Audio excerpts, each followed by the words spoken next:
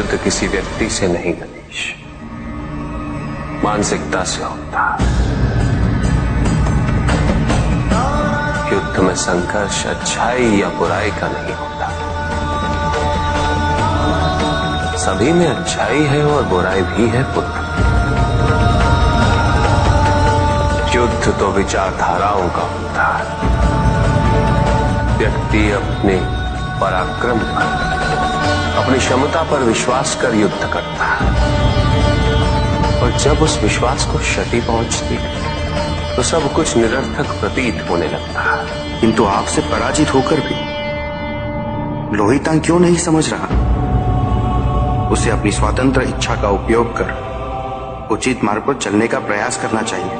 व्यक्ति अपने को खो दे समझती है, व्यक्ति अपने को समर्पित कर दे, छोड़ दे अहंकार को, तो भ्रम की इच्छा ही पूर्ण होती है, और अभी भी वही फलित हो रही है। ऐसा नहीं है कि हम उससे भिन्न फलित करा लेंगे, लेकिन व्यक्ति भिन्न फलित कराने में लड़ेंगे, टूटे, नष्ट हो। एक नदी में एक बार बाढ़ आ गई पुत्र। दो छोटे से तृण उसमें बह रहे थे,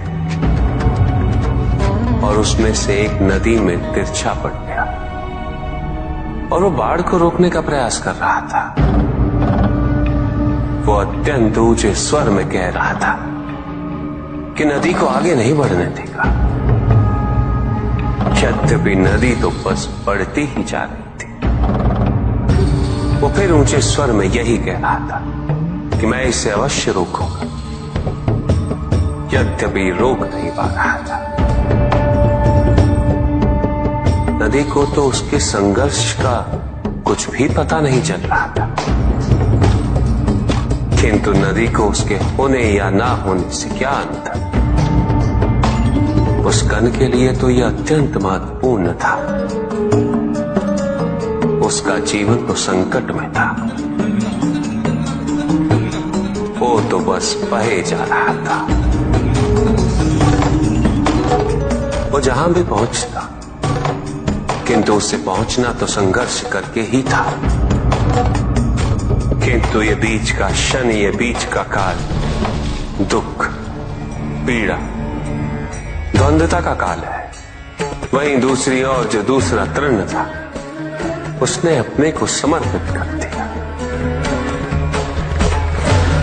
वो तो नदी में सीधा पड़ा हुआ था, नदी के प्रवाह के साथ साथ बहता जा रहा था, और उसे ऐसा प्रतीत हो रहा था जैसे कि वो नदी को दिशा दे रहा है, उसे प्रवाहित होने में सहायता कर रहा हो। वो तो ये निश्चय कर बैठा था कि नदी को समुद्र तक पहुंचाकर ही रहेगा, किंतु नदी को उसकी उपस्थिति का भी आभास नहीं था। नदी पर उन दोनों के होने या ना होने का कोई प्रभाव नहीं था। नदी तो बस बहे जा रही थी। ब्रह्म की इच्छा को जाना नहीं जा सकता, किंतु ब्रह्म के साथ एक अवश्य हुआ जा सकता, और तब व्यक्ति की अपनी इच्छा तो खो ही जाती है, केवल उसकी इच्छा ही शेष बच जाती है। लोहितांग को अपनी आगे की यात्रा पूरी करने हेतु अत्यंत महत्वपूर्ण निर्णय अवश्य लेने होंगे। केवल उसके अहंकार को, अपितु उसके आत्मसम्मान को भी क्षति पहुंची। जहां से इस युद्ध का अंत हुआ है, वहीं से लोहितांग के अंतर युद्ध का आरंभ हुआ है, और जो भीतर पराजित होता है, उसे हर दिशा में केवल पराजय ही दिखती है।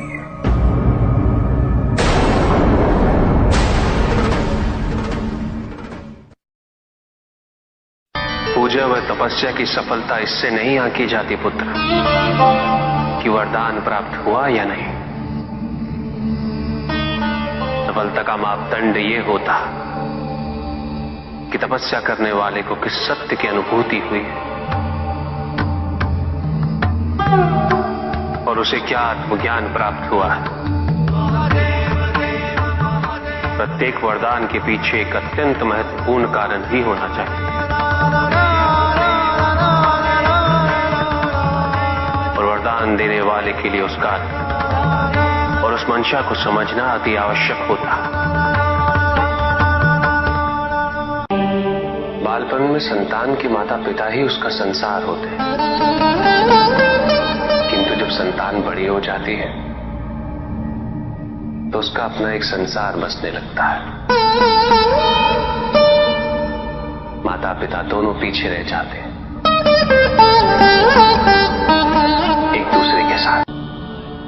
चहचहाने वाली चिड़ियों का गान हमेशा प्रसन्नता का गान नहीं होता। दुख, पीड़ा और मोह ये सब अलग नहीं, एक समान। तुम्हारा मोह ही तुम्हारा दुख और तुम्हारे मोह का त्याग तुम्हें पूर्ण रूप से सुखी कर सकता है। समाधि क्या है नंदी? बस एक द्वारी तो है। अस्तित्व से निकलकर स्वयं को पाना है समाधि। जीवन से मृत्यु की छलांग है समाधि। होने से ना होने की यात्रा।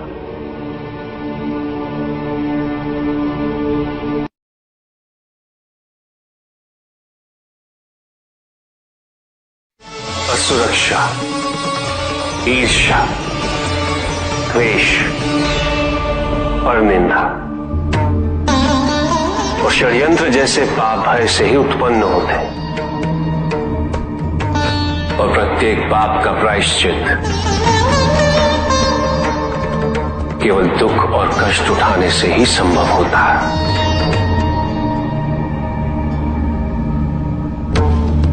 इसलिए भय भी अंत में दुख का कारण बन जाता है।